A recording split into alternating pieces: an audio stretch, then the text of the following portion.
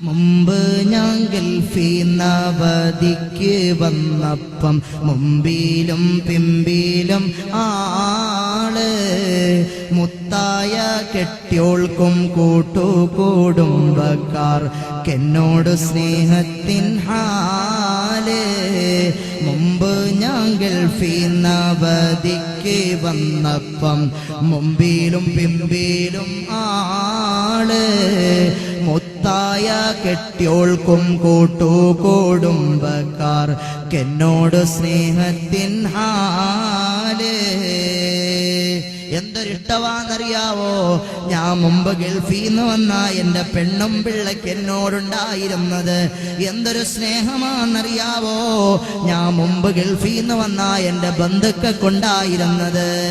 വാപ്പ പിന്നെ വിളിക്കുന്നത് പൊന്നുമോനേന്നാ, ഉമ്മ വിളിക്കുന്നത് കരളേന്നാ, ഭാര്യ വിളിക്കുന്നത് ചക്കര വാവേന്നാ.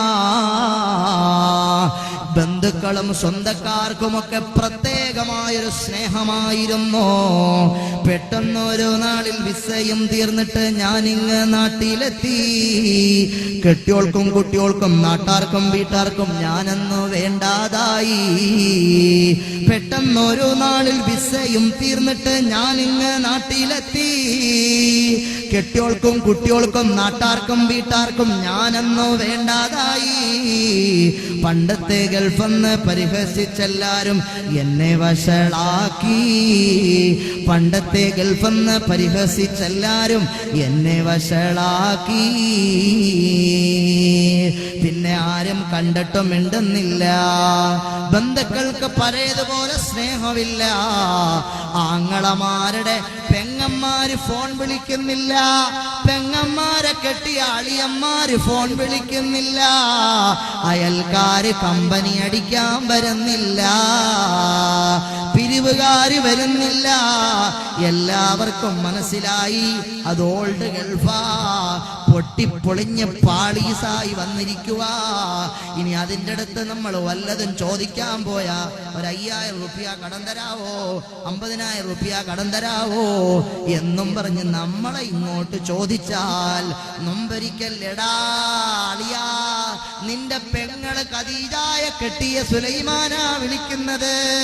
എനിക്കൊരു നല്ല 30,000 രൂപ വിലയുള്ള മൊബൈൽ ഫോൺ വേണോടാ എന്ന് വിളിച്ചു പറഞ്ഞ നേരത്ത് അളിയാ അടുത്ത ആഴ്ച നിനക്ക് സെൻഡ് ചെയ്യാമെന്ന് പറഞ്ഞിട്ട് അവനതാ അടുത്ത ആഴ്ച തൊട്ടടുത്ത റൂമിൽ നിന്ന് നാട്ടിൽ പോകുന്നവന്റെ കയ്യിൽ ആ പ്രവാസിയായ സഹോദരൻ ഏതോ കൺസ്ട്രക്ഷൻ ഫീൽഡിൽ പോയി കിടന്ന് ചോര നീരാക്കി അധ്വാനിച്ച ദീനാറുകളും ദിർഹമുകളും ഫുലൂസുകളും കൊടുത്ത് തന്റെ പ്രിയപ്പെട്ട അളിയൻ വിളിച്ചു പറഞ്ഞ ഏറ്റവും ക്വാളിറ്റിയുള്ള മൊബൈൽ ഫോൺ വാങ്ങിക്കൊടുത്തിട്ടുണ്ട്.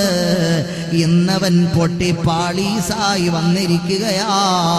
അളിയൻ ആ പരിസരത്തോട്ട് പോലും അടുക്കുന്നില്ല. പെങ്ങളെ കാണുന്നില്ല. ഇടയ്ക്ക് പെങ്ങളെ വീട്ടിൽ പോയി ബെല്ലടിച്ചു നോക്കി, പെങ്ങള് കതവ് പോലും തുറക്കുന്നില്ല. ആരുമില്ലാത്ത ഒരു ശ്മശാന മൂകതയായിരുന്നു പെങ്ങളുടെ വീട്ടിൽ കാണാൻ കഴിഞ്ഞത്.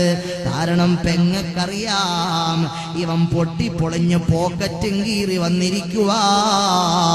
നമ്മുടെ അടുത്ത് വന്ന് വല്ല പൈസയും കടം ചോദിച്ചാലോ